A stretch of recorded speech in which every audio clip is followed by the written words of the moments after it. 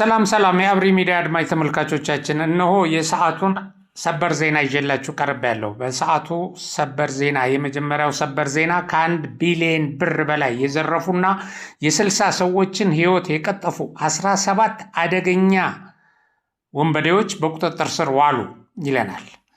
የፌዴራል ፖሊስ ያሰራጨው ዜና እንደሚገልጸው መሐመድ ጣሂር የሚባለው አደገኛ ዓለም አቀፍ ወንጀለኛ የሚመራቸው ቡድኖች ተይዘዋል። የወንጀል መረቡም ተበታትሷል። በምስራቅ ኢትዮጵያ መስመር በጅቡቲና በየመን አድርገው አሰቃቂ የሰዎች ዝውውር ሲፈጽሙ የነበሩ 17 የቡድን አባላት በመንግስት የጸጥታ አካላት የተቀናጀ እርምጃ በቁጥጥር ስር ውለዋል።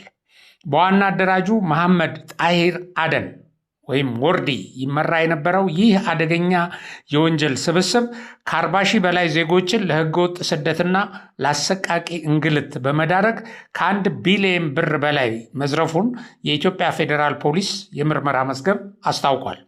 የስብስብ አባላቱ ተጎጂዎችን የተሻለ ኑሮ ታገኛላችሁ በሚል ሐሰተኛ ተስፋ በማታለል ከሀገር ካስወጡ በኋላ በየመን መጋዘኖች ውስጥ በማጎር ከፍተኛ ኢሰብአዊ የማሰቃየት ድርጊት ሲፈጽሙባቸው እንደነበር በምርመራ ተረጋግጧል።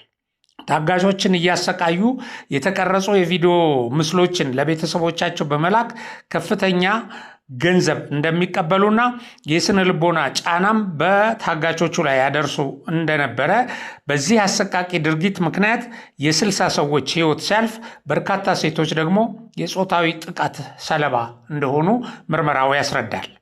የኢትዮጵያ ፌዴራል ፖሊስ ከፍትህ ሚኒስቴር፣ ከብሔራዊ መረጃና ደህንነት አገልግሎት እና ከሌሎች ባለድርሻ አካላት ጋር ባደረገው ክትትል ሙሉ የምርመራ መዝገብ በማደራጀት ለፍትህ ሚኒስቴር መላኩን ገልጿል። በዚሁ መዝገብ ላይ ከኢትዮጵያ እና ከሳዑዲ አረቢያ በቀጥታ የቪዲዮ መስመር የተሰበሰቡ የምስክሮች ቃላት እንደተካተቱም ታውቋል። ተጠርጣሪዎቹ አንደኛ በሰው የመነገድ ወንጀል፣ 2 በህገወጥ ሐዋላና 3 በህገወጥ የገንዘብ ዝውውር መኒ ላውንደሪንግ የተከሰሱ ሲሆን በወንጀል ያፈሩት ቋሚና ተንቀሳቃሽ ንብረት፣ ቤት፣ ተሽከርካሪና የባንክ ሂሳብ በሙሉ እንዲታገድ ተደርጓል።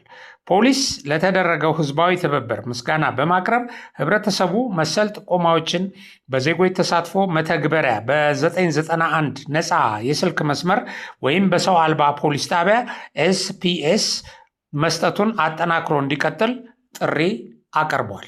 በሌላ ዜና በምስራቅ አፍሪካ የውሃ ማማ ላይ በሚገኘው ጮቄ ተራራ አካባቢ በሀገር መከላከያ ሰራዊታችን እየተካሄደ ያለው የተቀናጀና ውጤታማ የሆነ ሰርጂካል ኦፕሬሽን አስደናቂ ውጤት እየተመዘገበበት ወይም እየተገኘበት እንደሆነ ተገልጿል።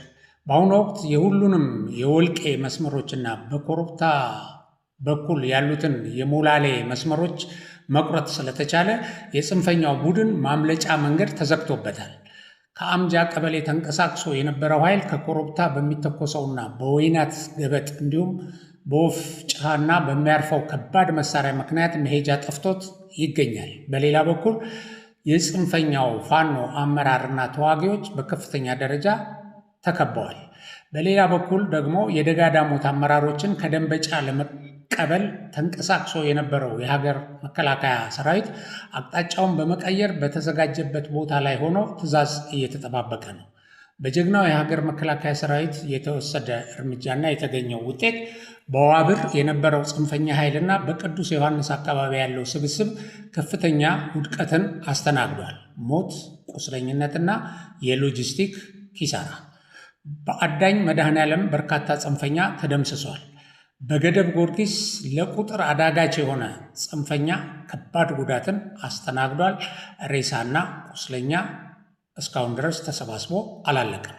በተጨማሪም በስናን በኩል ገና ሜዳን የተቆጣጠረው የወገን ጦር ከደጋ ሰኚ ከተንቀሳቀሰው ኃይል ጋር በመቀናጀት ከዳንጉሌ እስከ ሸበት አባዳሙ በመዝለቅ ከደብረገነትና ከኮዚራ የሚንቀሳቀሰው ጽንፈኛ ኃይል ሚዛንን አዛብቶታል።